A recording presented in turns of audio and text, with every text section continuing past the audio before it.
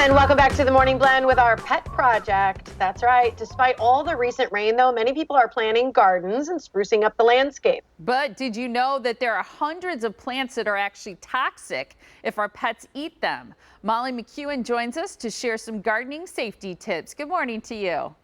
Hey, Molly. Hi, how are you guys? Hello. I understand you're going to tell us about a sweet pup named Brandy, and that was the name of my dog growing up. Yes, she is just the cutest thing. She is right around like 4.5 pounds, so she's super tiny. She's got a big personality. Brandy can be a little bit on the timid side, which I think you can see in her photos. But she's a very sweet girl. She does tend to be on the fearful side, so she's looking for a home without any children under the age of 13, but she is a total doll. Cute, those big ears. So she's available at the Wisconsin Humane Society, where you are as well. So people can adopt her, but keep in mind that she's a little bit shaky and scared. Yeah, and if you're interested in adoption, all you need to do is give us a call at 414-ANIMALS to set up an appointment, but she will do great with a family that can give her a lot of patience and love and care. Oh, I love that. Cute. All right, we want to talk about plants because there are some that are dangerous to our pets. Yeah, there are so many plants out there that are dangerous. The list goes on and on.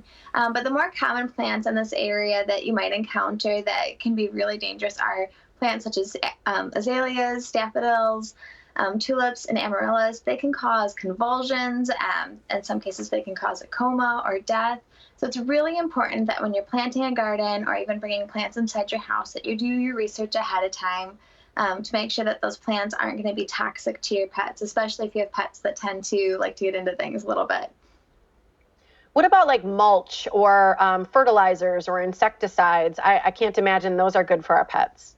Yeah, when it comes to mulch, you really want to avoid cocoa bean mulch. That out of all the mulches out there, that's the one that seems to be the worst for pets. However, other types such as pine and cedar, they are just fine for your pets to be around, especially when you've got dogs that like to head over to the mulch and find the biggest stick out of it.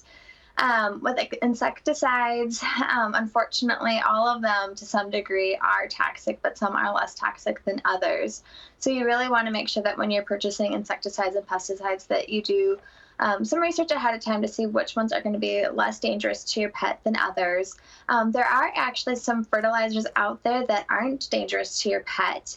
And if you go to your local garden store, I'm sure that they can point which ones out to you that are going to be safe for your pet to be around just in case they were to ingest it. So let's say your pet does ingest something, you're worried that it might be dangerous. Obviously, you should look more into finding out for sure if it's bad for them. What are sort of the next steps you should follow then? Yeah, the next step that you really want to do is to call your vet's office immediately. If it's late at night, unfortunately, you probably want to give a call to the emergency vet to have them looked at right away. Symptoms of, an animal eating something that's poisonous or toxic, those can start up pretty quickly. So you really want to get medical attention as fast as possible and be on the safe side. It's great. So people can contact you if they're looking to adopt. You've got more adoptables there as well as Brandy, right? Yes, yeah, we do. Every day the population is changing with what animals we have available for adoption. So we have all of our available animals listed online at wihumane.org/adopt. Love that. Question for you. Can you still, a lot of people just have tulips in their yard, and hearing that, they're going to freak out a little bit. You can still have them, right? Just make sure that your pets are staying away from them when they're outdoors. Definitely. I think, a lot of plants that we bring into the house, like poinsettias, those are also dangerous to pets. It's all about how you place them.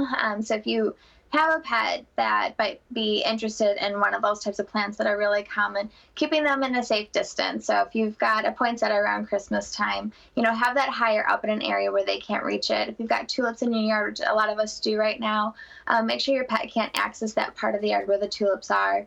A lot of us know our pets well enough to know if they're going to be a pet that likes to get into things versus, some of our older senior pets don't really care so much. So it's really going to be determining what type of setup you need for your pet. But to be on the safest side, you'll want to keep those plants away from them. But you can definitely have them still. Great information, especially as we start planting and gardening. We appreciate your time this morning. Thank you so much, Molly. Thank Thanks, you. Molly. Yeah, and here's the information again if you're interested in adopting Brandy or finding out more about plants that are dangerous for your pets and all the other information that they have there. It's wihumane.org. You can call them about adoption too. It's 414 animals.